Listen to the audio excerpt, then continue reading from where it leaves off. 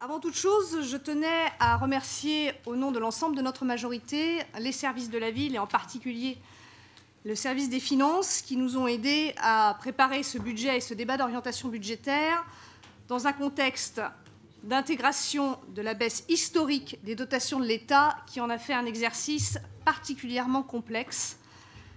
Ils ont également été d'une grande disponibilité qui a été fortement appréciée par nos concitoyens pour les formations au budget municipal que nous avons proposé à partir du mois de juin et renouvelé sur cet automne, avant de retourner vers la population, lui présenter le document d'orientation budgétaire, lui ayant préalablement donné les clés de compréhension nécessaires. Vraiment, merci pour cette pédagogie qui a été appréciée et reconnue par l'ensemble des Grenobloises et Grenoblois qui y ont eu accès.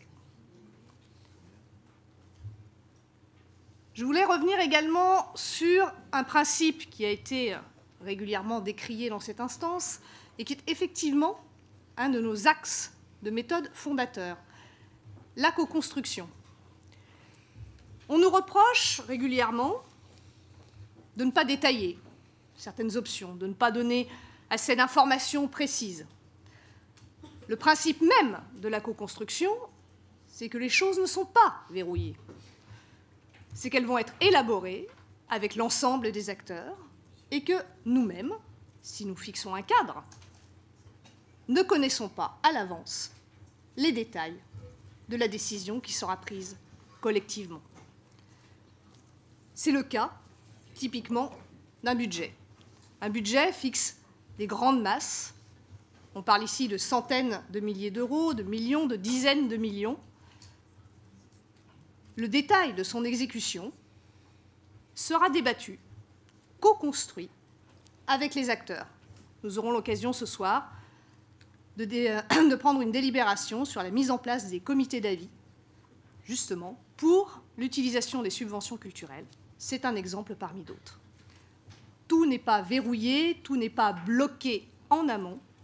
Il nous reste un travail de mise en œuvre en commun durant toute cette année 2015.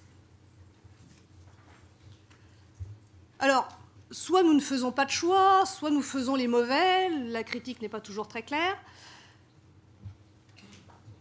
Il est à tout prendre normal que les choix que nous faisons ne vous conviennent pas, qu'elles ne conviennent à aucune des oppositions de ce conseil municipal.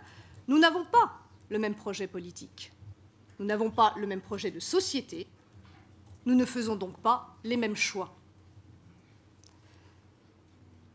Par contre, autant nous affichons les nôtres, autant nous attendons les vôtres. Lorsque nos prédécesseurs, élus Écologie et Solidarité, élus d'opposition dans cette instance, siégeaient au conseil municipal de Grenoble, chaque année, ils faisaient cet exercice de proposer un budget alternatif, basé sur le projet de société qu'ils portaient et qu'ils défendaient, et qu'il nous revient aujourd'hui de mettre en œuvre. Nous attendons vos propositions. De même, s'il y a un consensus pour constater le désengagement de l'État, je n'ai entendu qu'une seule voix en plus de la nôtre, celle de Paul Bron et de Go Citoyenneté, pour le dénoncer. Nous avons, lorsque le temps était venu, pris les dispositions pour dénoncer ce désengagement historique de l'État qui met l'ensemble des collectivités locales de France dans une situation extrêmement difficile. Nous avons été les seuls dans cette Assemblée à voter ce vœu pour le maintien des dotations de l'État. Qu'auriez-vous fait à notre place? Augmenter brutalement les impôts? Fait dériver l'emprunt? Diminuer la masse salariale? Fermer certains services publics? Les Grenoblois n'en sauront rien. Nous avons, par contre, intégré cette contrainte imposée en toute responsabilité. Un exemple à travers la question sociale, qui a beaucoup fait parler ce soir. Je crois qu'il est utile de préciser qu'en tant qu'élus citoyens de gauche et écologistes, pour nous, le social est partout, dans toutes les politiques. de la même manière que l'écologie est partout, dans toutes les politiques. Il s'agit d'une vision globale qui ne se retrouve pas dans le seul centre communal d'action sociale, qui est un outil privilégié, bien évidemment, mais qui est loin d'être le seul. Là où vous choisissez de ne voir que des actions environnementales, nous mettons également une intention sociale. Salima Djidel l'a fort bien rappelé tout à l'heure, en rappelant notre objectif de production bio et locale pour fournir les repas scolaires. Mais le social, c'est aussi une politique tarifaire, c'est aussi choisir de maintenir, par exemple, les dotations aux fournitures scolaires pour les écoles, et ce, malgré la hausse des effectifs scolaires. Ce sera donc une enveloppe en hausse dans notre budget 2015, malgré les contraintes que j'ai rappelées. Rappelons également qu'un budget ne fait pas tout.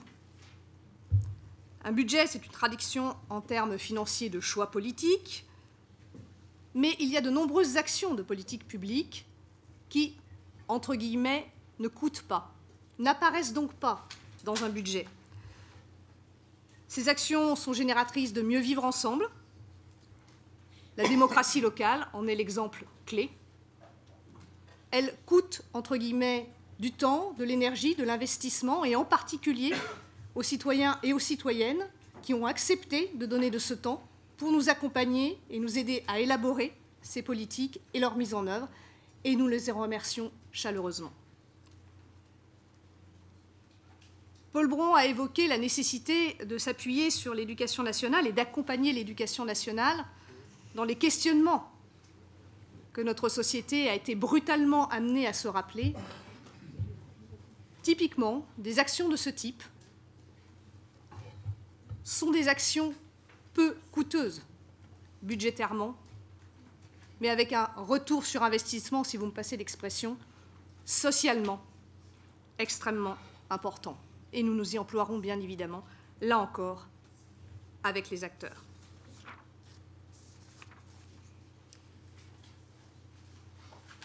Il est assez curieux de reprocher à des élus de faire de la politique lorsqu'ils élaborent un budget. Quoi de plus politique qu'un budget? C'est la traduction en termes financiers de mise en œuvre concrète de grandes orientations. Et donc, bien évidemment, ce budget est un marqueur politique de notre majorité. Le maire l'a rappelé en introduction, le budget, ce ne sont pas des mathématiques. Ce soir, le débat d'orientation budgétaire que nous avons souhaité construire avec le conseil municipal, avec les Grenobloises, avec les Grenoblois, c'est celui d'un choix très clair. Ce n'est ni la dépense sans compter que l'on a pu se permettre peut-être par le passé, mais ce n'est pas non plus l'austérité à tout crin. Cette option n'est pas dans le sens de l'histoire. La victoire de Syriza en Grèce l'a fort opportunément rappelé à ceux qui se cramponnent encore à la croyance aveugle d'une croissance qui va miraculeusement revenir. L'analyse des chiffres, et là aussi Monsieur le maire l'a rappelé en introduction, montre bien que ce retour est pour le moins hypothétique. Nous ne parierons pas dessus, nous faisons le choix responsable et réaliste d'une politique solidaire, ancrée dans les réalités de son temps et les besoins de ses concitoyens. Le choix de maintenir la qualité des services publics, souvent le dernier rempart face à la crise, et de l'investissement responsable pour l'avenir de Grenoble et de ses habitants. Cela a été rappelé, l'investissement dans les écoles est une de ses priorités. La hausse des effectifs scolaires continue sur notre commune. Il y a une prévision de construction d'écoles d'ores et déjà actée sur la presqu'île. Nous sommes en train de réfléchir, bien évidemment, à l'implantation de groupes scolaires, mais aussi, et plus globalement, à l'augmentation de la capacité d'accueil de nos écoles. Cela ne passe pas nécessairement par la construction d'établissements nouveaux, mais bien par une réflexion globale, à l'échelle du territoire, des besoins d'accueil des enfants. Je terminerai, et vous m'excuserez d'avoir été un petit peu longue, pour rappeler une formule que nous souhaitons faire la nôtre, la formule du maire d'Oslo après la terrible Terri du Toya, une formule d'une grandeur de vue et d'une élévation qui correspond, à notre sens, beaucoup mieux à ce que doit être l'action publique, à ce qu'elle doit être au quotidien, et qui peut répondre aussi à certaines questions qui nous ont été posées ce soir en matière de tranquillité et de sécurité de nos concitoyens. Nous allons punir le coupable.